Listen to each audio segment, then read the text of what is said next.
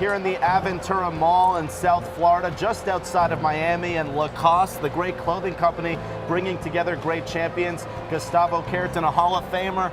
15 years ago, you were #1 in the world. Now you're here having a great time. How's it to be here, Guga? It's great. Hello. Hello, good seeing you. Yes, good to see you too. It's especially here in Miami, it's a special flavor.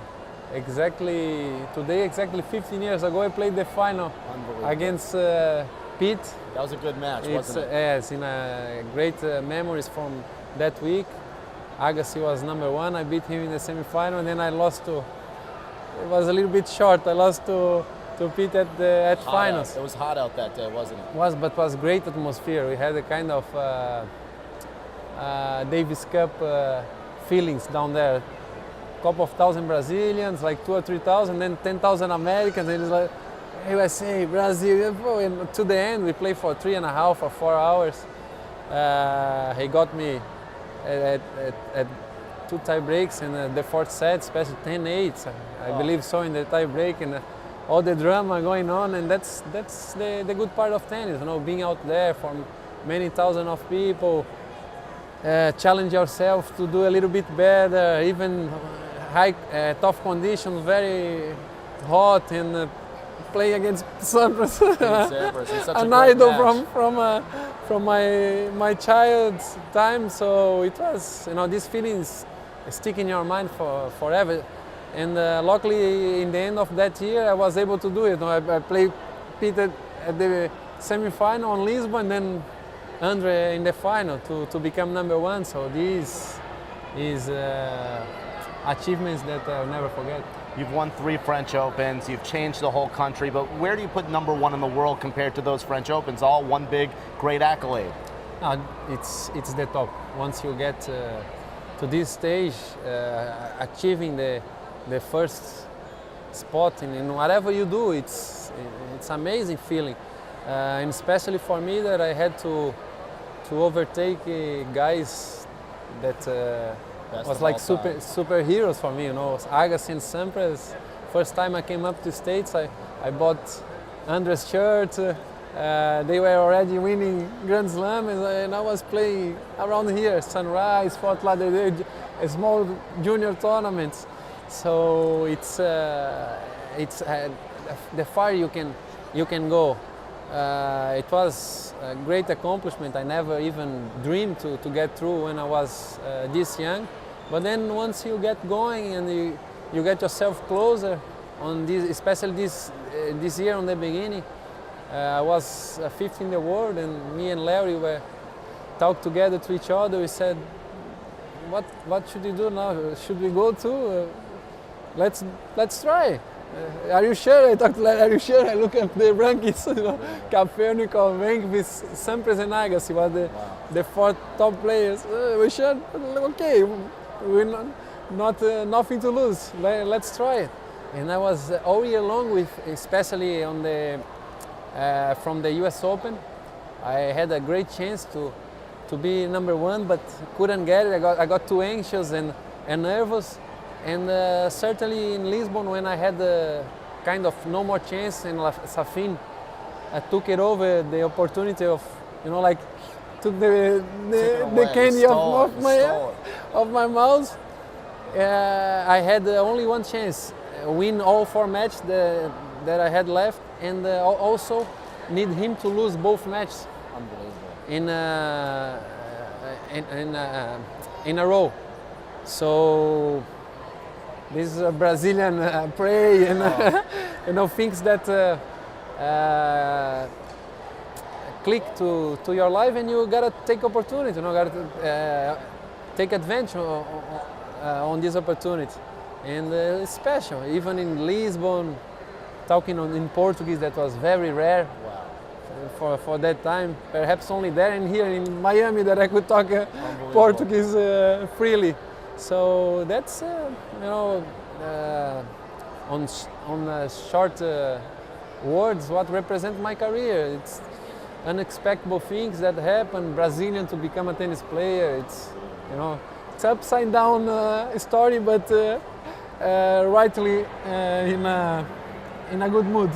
How were you still able to do it as a nice person? Because it's such a competitive sport, but you've always been a great person. It was my only chance, because otherwise it would be too hard, you know, to overcome the obstacles. Like I said, it's a turnaround story. So I must have this kind of approach, a good way of looking. Otherwise, I could give up for hundreds of times. And you have a great foundation right now. You have a school in Brazil. You're helping kids. Talk about the amazing things you have going on in your country. I believe this is now the opportunity that tennis gave to me to try to get back a little bit more, especially to my country, to sports, to education. I love to be around people. So, and I believe in the potential of human being, of the Brazilians. So I'm trying to get them a decent way of living. We have 700 kids around our programs.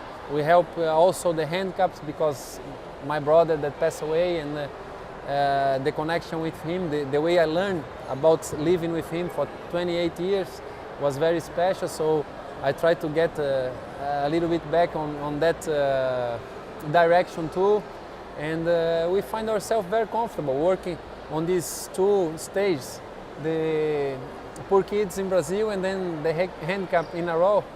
It's more than 40,000 people we could help over these last 15 years. It was very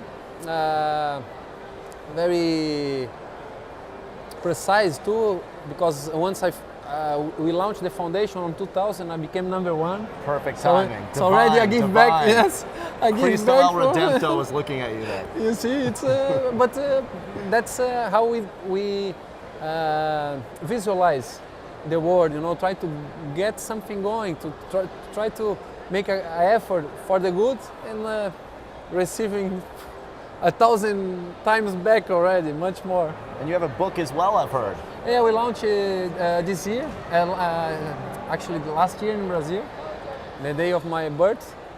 It was a great experience, understand a little bit better my life, and also how important was the people surround me to get all this going.